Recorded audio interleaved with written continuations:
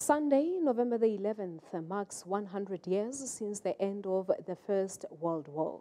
86 world leaders, joined by a South African delegation led by the Defense Minister Nosiviwe Mapisa-Nqakula, will be meeting in Paris for the commemoration. French President Emmanuel Macron says the ceremony will not only be a somber remembrance of those who died in the war, but also a call for international cooperation. Elena Casas reports. Here at Delville Wood, South African troops fought one of the bloodiest battles of the country's history in July 1916. More than 3,000 soldiers defended the wood. 143 survived. This tree was the only one left standing. It still has shrapnel from the battle in its trunk.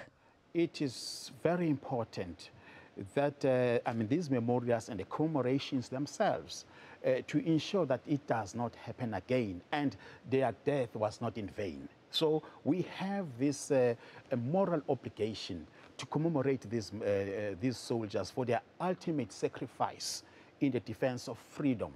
This memorial was originally built in 1926 and only named white soldiers.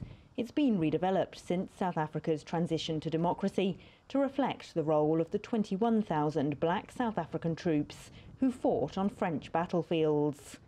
This memorial, inaugurated in 2016, is engraved with every name of the more than 13,000 South African soldiers killed in World War I.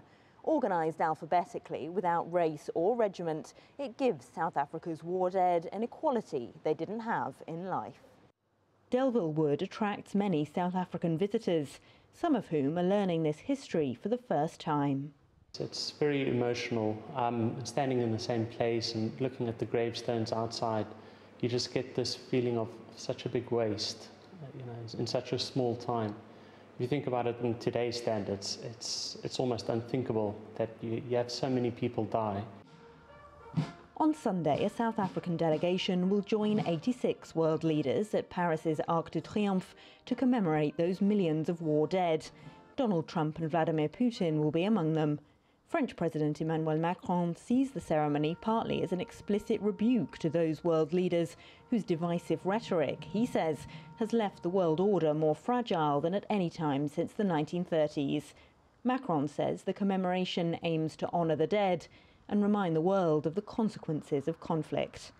Elena Casas, SABC News, Delville Wood in the Somme, France.